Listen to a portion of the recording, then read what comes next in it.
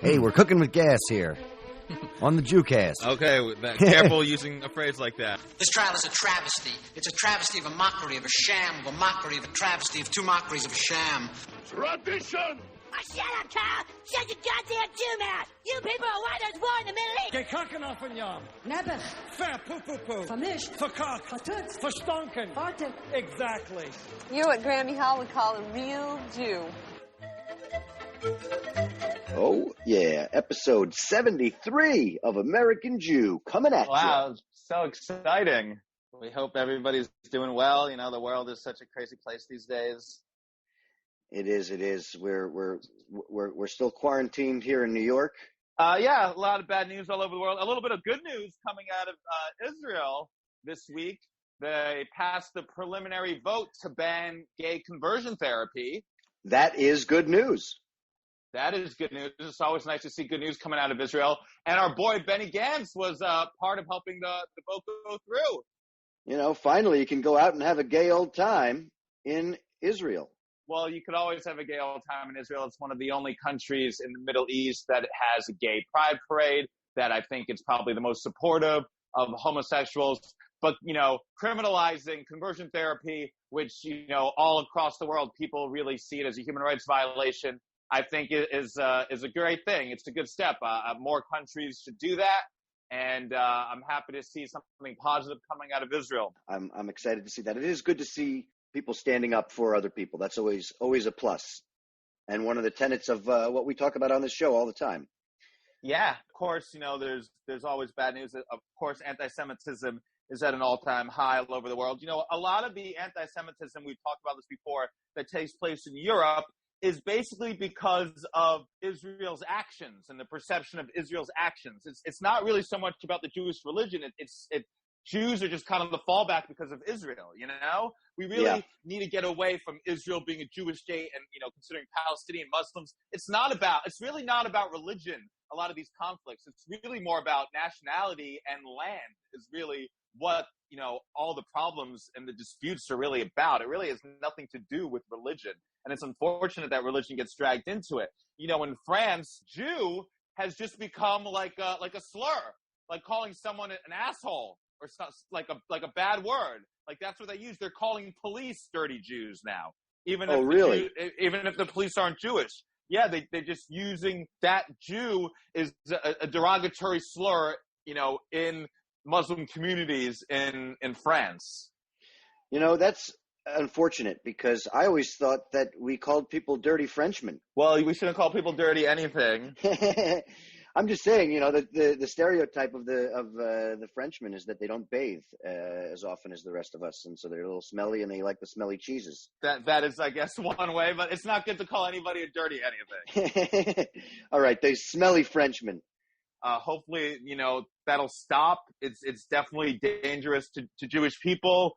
You know, obviously not all Jews are for what's going on in Palestine. And hopefully we could find a way, you know, to separate and not let it bleed over into more anti-Semitism that's running rampant all over the world. You know, I watched this amazing documentary this week called 5 Broken Cameras. It's an older documentary. But it was nominated for an Academy Award. It won Best Documentary at the Jerusalem Film Festival. And it's basically about a village in the West Bank and their protests to Israel building a security fence and settlers kind of moving into their land. And, you know, no matter what your views are of the situation and the conflict between the Israelis and the Palestinians, this is a great documentary to watch.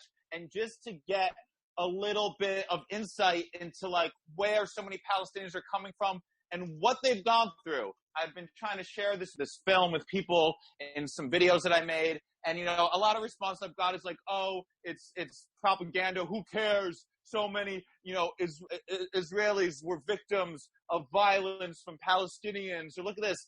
And it doesn't matter. This isn't like such a black and white issue. Like there's so much going on. And you could watch this documentary and it doesn't mean you're betraying Israel. You don't have to believe everything that's in the documentary as fact if you don't want to, but it still is worth seeing to gain a little more perspective. You know, I'm really frustrated right now because, I post a lot of videos, about the plight of the Palestinian people. I also post pro-Israel videos like I did about, the conversion therapy. But I keep getting this, Palestinians, they stabbed this person, or Palestinians, we have to fear for our lives. There's a reason why Palestinians are fighting back. It's like if you smack down a beehive and then you complain that you got stung because of the beehive. Like it's just kind of like a little perplexing when it comes to the Black Lives Matter riots, and people are like, oh, well, look at the riots. That's why the police are killing black people. And it's like, they wouldn't be rioting if the police weren't killing black people. The other problem is that, things like this where people from one side try to find ways to work together with the other side, or at least, tell a story that isn't the main narrative, that includes opinions from the other side, those people still get trashed by people in their own party for even, deigning to include people from the other side in those discussions. Not all Palestinian people are terrorists. Not all Palestinian people support Hamas or are members of Hamas. And Hamas was born more recently. Hamas was born out of the conflict with Israel. This documentary, it was nominated for an Academy Award for Best Documentary in 2013. But the guy that made it, even though he's Palestinian, was criticized by Palestinians for working with Israelis. Yeah, it was co-directed by an Israeli and a Palestinian. So then, when it started getting some acclaim, Israel kind of wanted to say it was an Israeli film. Palestinians want to say, any reason to fight Israel and Palestine, they're open for it, No matter what the reason, they're like, okay, we want to fight. Hamas wasn't founded until 1987. This is long after the Palestinians have endured so much. There are 7 million Palestinians that are displaced because of the occupation and because of Israel. 7 million. So, I don't think it's right to say, Israel is like the Nazis in the Holocaust. I think that's a false equivalency.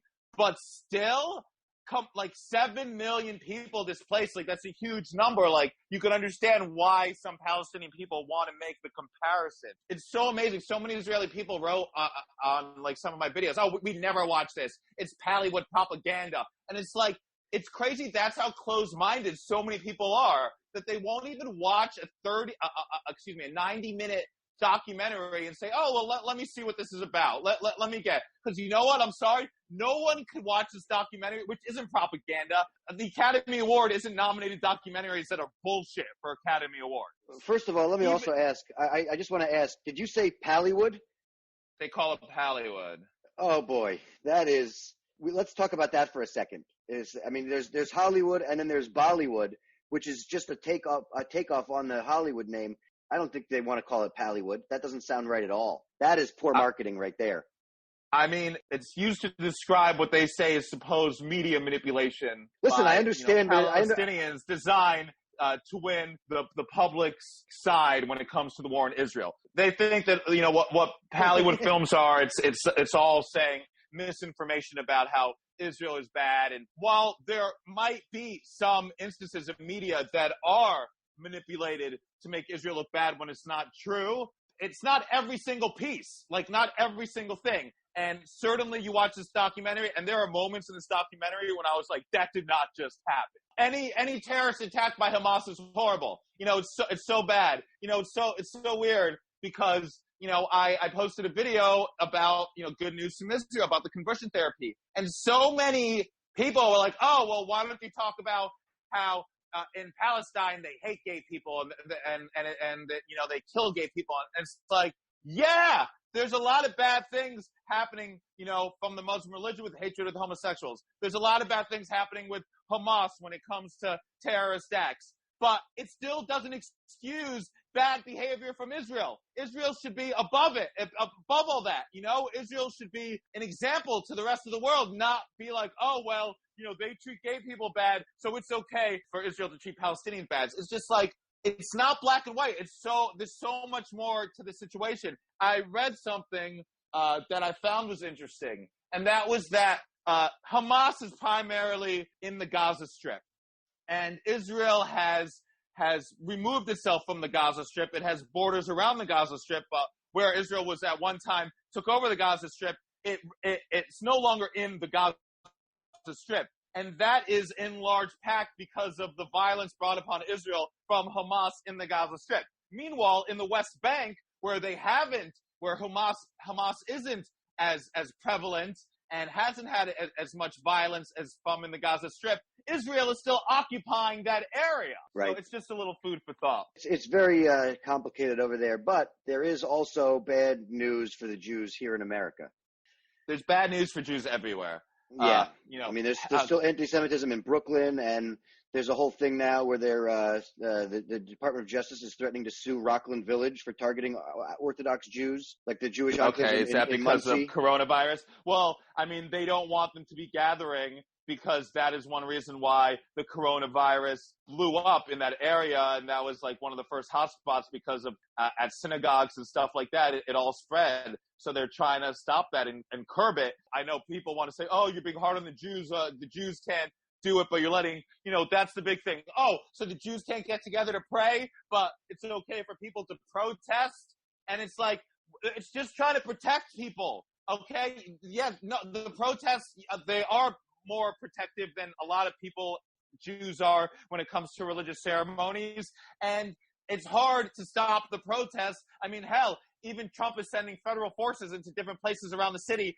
The mayor of Portland got hit with a gas can the other day. Like it's crazy. It's hard to stop the protesters. Obviously, it's not as hard to stop Jews from all getting together to pray and spread it amongst themselves, which then causes more people to be anti-Semitic because they say, oh, the Jews spread coronavirus and they stopped it. So, I don't really like people saying, oh, now, it's anti-Semitic. It's not anti-Semitic. And there's enough anti-Semitism going on that we don't need to grasp at straws and kind of like cry wolf with anti-Semitism. De Blasio's not anti-Semitic. I don't think what's them trying to stop people from, religious gatherings is anti-Semitic. I think it's just precautious. I think it's trying to help Jewish people. I mean, that's the thing. The whole argument of you're not allowed to go to church, but you're allowed to go to a protest, and it's all, people fighting about that. And it's like, well, yeah, you probably shouldn't go to a protest either, but legally you cannot stop people from protesting. And I think that you can't stop people from religious observance either legally, but still I think that it's easier to say, hey, don't go to shul this week or synagogue or temple or whatever you want to call it, because coronavirus is having a resurgence and people are dying. I mean, what is it, like over 130,000 Americans alone have died from coronavirus? We're actually up to 140. Okay, wow, over 140 have died. It's like, yeah, okay, you're right. People shouldn't be protesting right now either. I mean, even though there is something to protest about and things need to change, but I think maybe you could not go to synagogue this week. I just think it's also crazy that some of the protests that are happening are being misrepresented in so many ways. There are white supremacists and, people that are anti-Jewish, anti-black, anti-immigrant, all those people that are being compared to the Black Lives Matter movement, and it's getting confused. And I don't think people understand, that you cannot be anti-Semitic and anti-racist. If you're a racist, you're also an anti-Semite probably. And I think I think that's safe to say. I think all of these communities, those of us who have always felt marginalized, the Black community that's being, unfairly more oppressed, we need to stand together with each other and really spread the love and the awareness together that this is not okay for either of our things. And it's really disappointing to see that there are people even in that Black Lives Matter movement and people from the Nation of Islam that go out of their way to antagonize everybody, to be, it's no, hard to have there's no place for anti-Semitism in the Black Lives Matter movement. And, I think that's a good thing to bring up.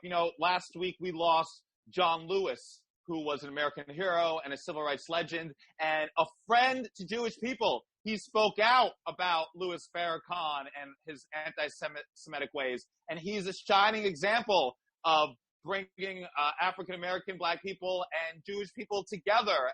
And, I hope he rests in peace. And it's a big loss that we lost him. He was a longtime congressman. and he was an amazing person and an American hero. And, now they're talking about hopefully renaming some of these military bases that are named after Confederate generals. I hope they name one after John Lewis. I'm just putting it out there right now. Yeah. Well, this is not a bad segue to bring our guest on today. We're going to have comedian Dan Abraham on, who has spent a fair amount of time attending some of these Black Lives Matter rallies and speaking directly to this idea that we're talking about of how the Jews need to stand with them and they need to stand with the Jews because it's the same fight. Awesome. Let's bring him on. Oh, yeah. All right. Well, welcome to the show, comedian Dan Abraham. Hello, sir. Oh, it's good to be here. Hey, Jordan. Nice to see you. Yeah. It's nice to see you. Jonathan and I were just talking about how important it is that, as Americans and as Jews, it's important that we stand up for all human beings. And that, I think that, the whole Black Lives Matter movement has sort of showed us all that we're in so many of the same fights together, and we need to be together in a lot of these fights. And I saw you posting stuff about that specifically. Yeah, absolutely. I mean, I think this movement and movements like the Black Lives Matter movement really tap into my Jewish identity, my sense of Jewish values. I don't think that's universally shared by a lot of American Jews, though, unfortunately. It's interesting to see on both sides just the Jewish response, how people use their Jewishness kind of either as a gateway into this movement, into movements like it, or as kind of a rationalization to stay away. Well, why do you think it's brought you on the fighting for equality and against bigotry and against hatred of any kind, and especially against oppression is the good fight, in my opinion. In our opinion, as the podcast of American Jews. Sorry, Jordan, this is your opinion too now. My sense of Judaism is it's a religion and a culture of exile and of diaspora. And I think of being Jewish kind of almost in the Lenny Bruce sense, like the Jewish versus Goyish sense. It's not necessarily based on like which Bible you read or what foods you eat or not, but right. Do you identify with the little guy? Do you identify with the oppressed, with the marginalized, or do you identify with the pharaohs? Well, where were you raised? Absolutely, Dan. I'm sorry, but I just want to say I agree with you 100%, and I think that is one of the main reasons why we have such compassion for the Palestinian people and such objections with the way they're treated by Israel, because as Jews, we should be fighting against people being treated that way, not treating people that way. But anyways, I'm sorry, Jordan, I didn't mean to interrupt you. Can I just say there's way too much consensus and apology for interrupting, given that this is a podcast featuring 3 American Jews. It's making me a little suspicious here. I know. I'm just trying to work on it. I'm really bad with interrupting people. I don't apologize for any of the interruptions because I'm the one that has to edit this at the end anyway. So. Yeah, you're just gonna cut out all the space between me. Yeah, well, now I have to fucking keep it in for the joke. Yeah, I'm worried. I'm worried you're going to splice in some All Lives Matter dialogue or something on my end. We have a straw man to fight against. But yeah, but Jonathan, I couldn't agree more. I mean, there's massive hypocrisies. I know we're not the only people to feel this way. Whether it's Israel-Palestine, I think there's been a lot of detachment from Black Lives Matter, from that movement on the part of American Jews. I mean, the post that Jordan's talking about was based on just like a quick speech I made. I've been a regular attendee. I live on the Upper East Side now. I grew up in New Jersey, so I hopped over the Hudson. I've been living on the Upper East Side, actually right by Gracie Mansion, where there's a nightly vigil for George Floyd, Breonna Taylor, the many others who've been murdered by police racism. And so I addressed the crowd specifically to dispel the argument that I've heard way too much in Jewish circles, which is that Black Lives Matter is an anti-Semitic movement. And I think that's a very dangerous argument that is being propagated by Jews, I think as like a psychological distancing tool. If you think Black Lives Matter is anti-Semitic, then you're not going to identify with this movement as Jews, primarily white Jews. You're not going to see the common humanity with Black Americans. You're not going to fight for Black lives. So much of Israel, I think the dialogue of Israel, and pro-Zionist sentiment is almost like a Jewish Lives Matter dialogue. I'm not at all comparing it to the Black Lives Matter, but when you hear people who are Likudniks or very pro-Netanyahu, I think we all probably know lots of American Jews who vote Democrat, but also are pretty unquestioning in their support of a very far-right political administration in Israel. And a lot of it is, there's horrible things that are happening to the Palestinian people. I feel so bad, but, we need to protect Israelis. We need to protect Jews. Their lives are at risk every day. These are hard decisions that are made to protect Jewish lives. And I could not disagree with that more, but it's a very effective line of propaganda that a lot of Jewish Americans, a lot of Americans, period, just buy into. No, we were talking about this a little bit earlier, Dan, too. It's like the analogy we were using is like you hit a bee's nest and then you complain about getting stung. Yeah. But I just want to say the Black Lives Matter movement is not anti-Semitic. There might be some people participating in the Black Lives Matter movement that are anti-Semitic, but the movement itself and what Black Lives Matter stands for has nothing to do with anti-Semitism, is anti-anti-Semitism, and anyone saying otherwise is doing a disservice both to people that are really anti-Semitic and to our brothers, really, our African-American brothers and sisters. And let's not forget, the three of us are Ashkenazim. I'm assuming we're, white European Jews. But there are Black Jews out there. And I'm not just talking about like Drake and Lenny Kravitz, right? There are Jewish communities that go back hundreds of years in Ethiopia, in Morocco, in Tunisia, in Uganda even. So, just on the literal level, saying Black Lives Matter includes thousands of Jews.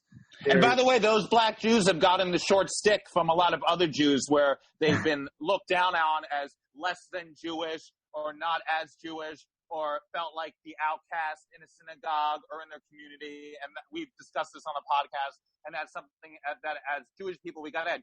There's no such thing as a Black Jew or a white Jew. We're all Jews. I mean, I think there are Black and white Jews. We're all Jews. We're all the same.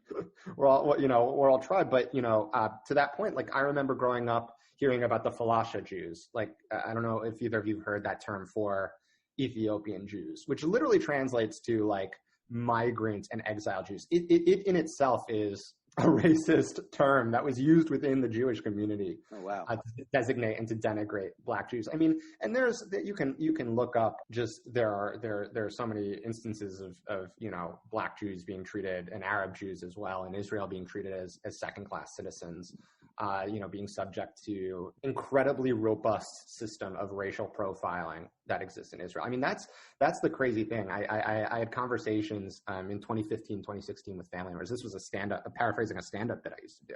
But I had family members that said, if Trump wins, we're moving to Israel. If Trump wins, we're moving to Israel. I'm like, moving to Israel is not escaping Trump. It's pressing fast forward through 12 years of Trump. Like they have, an evangelical takeover of the government. Everyone has, a military style weapon. You'll see kindergarten teachers walking with an Uzi slung around their waist. They built the walls. They are proud of their racial profiling in Israel. They say, look how good we've gotten at this. I have a much harder time flying out of JFK than I do flying out of Tel Aviv. Every time I've left Ben Gurion, they're like, oh, you're a white Jew. Like, please, right this way. You don't have to go through TSA. You don't have to, go through this screening. They're proud of how efficient that is. Right. Whereas, I'm not defending like the TSA in America, and there's still a lot of racism there, but at least I'm also getting x-rayed, I guess. At least my bags are also getting searched there.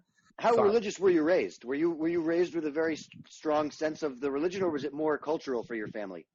More cultural, but I think my parents, my dad grew up in the generation of like covert Jews, where like they celebrated Christmas and they didn't make a big deal about being Jewish. And, on my dad's side, we come from Southern Jews from Arkansas. So I think that was like a learned habit there. And, just even that alone, like having my family from Arkansas, like already, maybe they face some anti-Semitism, but they also enjoyed the benefits of white privilege and white supremacy, I'm sure, living in Arkansas. So I think my parents tried to... They still enjoyed the pork ribs. They still enjoy the pork ribs, yeah. I mean, I didn't grow up eating pork. I think it was kind of retconned in. Like, we tried to do Shabbos when me and my sister were growing up. You know, we were both bar bat mitzvah, b'nai mitzvot. I took some classes at the Jewish Theological Seminary in high school. I was actually really into it on a theological level, but like, as Jordon knows, like, you know, Jordon and I have known each other for several years. Like, I like play into my Jewiness, especially as a comic. Like, that's a great brand to lean into, you know? Yeah.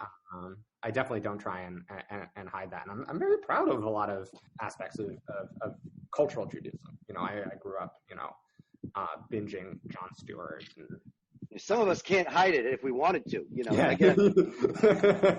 Excuse you really can't. Excuse me. You know, I'm really starting to feel that the worst thing for the Jewish people is the state of Israel. Oh yeah, it ruins everything that's fun about being Jewish. Crazy. There's a willful conflation of criticism of Israel and anti-Semitism on the side of the Zionists, on the side of people who are pro-Israel. They say criticism of Israel is inherently anti-Semitic. I disagree. I think we all disagree. But 100%. We talk about that all the time. The effect that has had on American Jews and on just, I think, American culture in general is that that actually promotes a lot of anti-Semitism. I think about half the anti-Semitism that's going on right now, at least half, probably more, is because of Israel's treatment of the Palestinian people. Yeah, and I would love nothing more than to have more distance between who I am and Israel. I'm embarrassed that that's a Jewish state. I mean, my take on Zionism, we can circle back to Black Lives Matter, is, you know, this is an interesting fact. This fact blows my mind. In 2016, Jewish immigration was at an all-time high since like early World War II. Jews were leaving their home country, primarily America, England, France, at the highest rate we've seen in like a century, right? And then that makes sense. Trump, Brexit, Le Pen, there was rising anti-Semitism. Now, where did they move to? Well, you would think Israel, right? That's the Jewish state. But Israel immigration was about the same as it's always been. Where did we see a huge spike in Jewish immigration, though? Berlin, Germany. Wow. So Jews fleeing from anti-Semitism, you know, the exact reason that people say we need a Jewish state, we need Israel, right? They knew that Israel is not a safer place to be as a Jew. It's the secular democracy, right? It's Germany. And so to me, I interpret that to mean like, you know, I'm all for having geographical Palestine, Israel, Judea, whatever you want to call it, be a safe haven for Jews. But I think the way we accomplish that is by having it be a secular democracy. So it's going to be a safe haven for Jews. It's going to be a safe haven for Arab Muslims, Arab Christians, all potential religious and ethnic minorities, right? Right. Absolutely. And I feel like as Jewish people, that's what we should strive for. You know, we should be an example to the world. You know, I keep hearing like all these comparisons when you speak up against the treatment of Palestinian people. You know, oh, well, you know, they did this, they did that, they did this. Like, who cares? Who cares what they did? We don't have to stoop to their level. We don't have to be bad people because other people are bad people. We need to be an example. We need to be so amazing and so good that the whole world is like, oh my God, look, all these horrible things that are happening to them. How could they be happening to them? They're so great. Instead of what's happening now is when something goes off, a bomb or someone gets killed, they're like, well, you guys kind of asked for it. You just described my entire comedy career, by the way. Jordon, I remember the two of us did a Jewish gig. I remember at the Duplex. I remember you killed it, by the way. You were super funny. And I remember the advice I got from the producer. You had a lot of credibility until then, Dan. I had a lot of credibility. Well, so listen, so the like, it was a Jewish show, Jewish audience, like more of an Orthodox lean, modern Orthodox lean. There was like a bachelor. I remember a woman was wearing a veil and everything was like, oh, you should got the schmata too. But I remember the producer of the show said, like, Dan, like, I know your material. Please don't talk about Israel. I have some jokes that are critical of Israel. And I disregarded that, and I ate it so hard at this show. Like, there's just a defensiveness that a lot of Jews experience on having, you know, any question, any even like light ribbing of Israel or Zionism. And I did a show at an Orthodox temple in Long Island where the audience was segregated, and they also were angry that I did jokes about bacon. Oh, yeah, we need a new book, Jewish Fragility, maybe. Yeah. But it's funny because like I compare that to when I've done shows, whether it's upstate or Staten Island or just on the road for more conservative crowds. Like even conservative Americans, I don't think have that fragility to light ribbing on the things that they believe. I've actually found that like red state crowds, like they're willing to laugh at themselves. They're willing to, if you come in and you're acting like a condescending, New Yorker or something, that doesn't work. But but Jewish audiences in particular, in my experience, really get tight when you do any joke that's perceived as critical of their longstanding beliefs. And I'm absolutely any like a lot of Jewish people, absolutely, and every Israeli person, they're so quick to be defensive, just to not want to hear any other opinions, any other perspectives. I'm not 100% sure why. Of course, there's crazy violence in Israel. To be so closed off to other perspectives, other ideas, other thoughts, to even jokes, it doesn't do good for anybody. And that was always a cultural element that I really loved about cultural Judaism, was kind of the nebbish archetype, the self-deprecation, the critical thinking. Like I always loved like Holocaust humor. I loved that the best Holocaust jokes always came from Jews, that it was like something we could say, oh, like we're like, we beat the Nazis at their own game. Like, you want to hear a good Jew joke, you want to hear a good anti-Semitic joke, 9 times out of 10 that joke is going to have come from a Jewish person, right? But it's the Overton window has shifted so much, and it bleeds into other issues like Black Lives Matter, where I saw a close friend of mine post, I support Black lives but not Black Lives Matter, anti-Semitism, blah blah blah blah blah. And to me, I think that's an immensely and willfully ignorant thing to say, because you can't recognize the immense racism and oppression that Black Americans face by the police, by systemic racism, and not see the obvious parallels that Palestinians face under the boot of the Israeli military. Absolutely. That's not a one-state thing. That's not a two-state thing. That's just a simple analogy. That is that is an apples to apples comparison. And whether you say as Jews we need to do better because of our history, whether you say as Americans who love democracy we need to do better, I mean, we give more. I think it's an American issue. I don't think it's a Jewish issue. I think as Americans who are paying taxes, we spend the only two countries that get more foreign aid, more American foreign aid than Israel are Iraq and Afghanistan. We're literally in a total shitty fucking quagmire, and like forcing ourselves to rebuild the national infrastructure from scratch. In fact, both Afghanistan, Iraq, and Israel get very similar amount of money. Like the difference is in tens of millions, which is not as big of a deal when you're talking in terms of the billions that they both receive. Right? Where is that money going to Israel? It's not building roads and hospitals and schools. It's being sent right back to America in terms of defense contracts, right? This is not about protecting Jewish lives. It's about protecting the price of Raytheon stock, Halliburton stock, Boston Dynamics stock. Okay, you hearing the Jew come out? Boston Dynamics. Like, this is an American issue. This is about where are our tax dollars going? We talk about defunding the police and the Black Lives Matter movement. Let's defund the IDF. Let's take that $3 million. Let's take 2.5 of that, and let's rebuild some U.S. infrastructure with that. Okay, it's not needed by Israel. It's like a Peter paying Paul for our own defense subsidies. Right. The Holocaust there are huge efforts on Holocaust education, right? Increasingly, there's more effort, I think, being paid in progressive school districts to teaching anti-racism, teaching kind of the people's history of the United States, teaching about Jim Crow and slavery in more depth. But even, when I went to school, there were not very many parallels drawn between them.